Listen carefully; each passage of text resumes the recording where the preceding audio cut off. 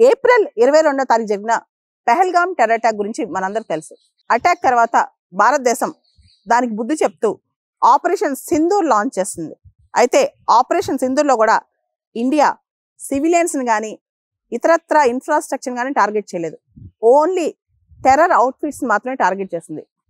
ఆ తర్వాత జరిగిన పరిణామాల దృష్ట్యా మే 10వ తారీఖున భారత్కి పాకిస్తాన్ మధ్య సీజ్ ఫైర్ వచ్చిందనమాట. అంటే ఇద్దరు ఇంకా టెంపరీగా ఒకళ్ళనొకళ్ళు అటాక్ చేసుకోకూడదని డిసైడ్ అయ్యారు.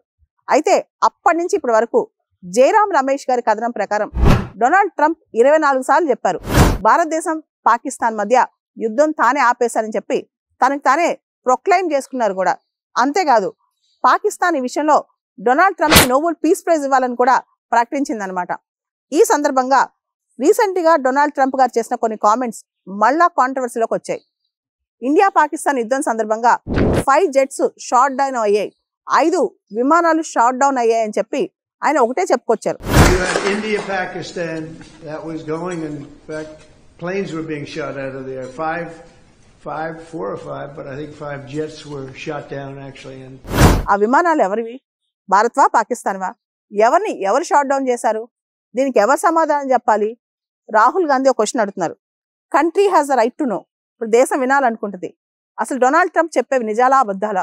దీనికి సంబంధించి ఆయన ఇలాంటి వ్యాఖ్యలు ఎందుకు చేస్తున్నారు? వీటికి సంబంధించి ఇలా ప్రతి దానికి అంటే ప్రపంచంలో ఎక్కడ ఏ యుద్ధం జరిగినా నేనే ఆపానని చెప్పి ఎలా చెప్తున్నారు? సో ఎప్పుడైతే డొనాల్డ్ ట్రంప్ ఇవన్నీ చెప్తున్నారో, ఇవన్నీ నేనే పీస్ చేస్తున్నాను ప్రపంచంలో, నేను పీస్ ప్రైజ్కి అర్హుడని చెప్తున్నారో, అదే టైంలో మనం చూసాం ఇరాన్ పైన అమెరికా డైరెక్ట్గా ప్రత్యక్ష దాడి చేసిందనమాట. ఇరాన్ స్థావరాల పైన కూడా అమెరికా దాడి చేసింది. అలాంటప్పుడు ఆయన పీస్ని ఎలా ప్రమోట్ చేస్తున్నట్టు దీనికి సంబంధించి చాలా చర్చ జరుగుతుంది ప్రపంచంలో.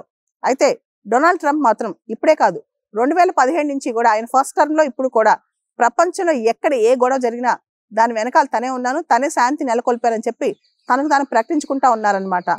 అయితే మన దేశంలో కొంతకాలంగా చర్చ ఏంటంటే నిజంగా డొనాల్డ్ ట్రంప్ ఏ పాత్ర పోషించారు ఇండియా పాకిస్తాన్ మధ్య డొనాల్డ్ ట్రంప్ ఏం చేశారు, ఎలా సంధి కుదిర్చారు అనే దాని మీద నిజంగా డొనాల్డ్ ట్రంప్ పాత్ర ఏంటి, నిజంగా జెట్స్ షాట్ డౌన్ అయినాయా, దీని మీద బాగా డిస్కషన్ జరుగుతుందన్నమాట.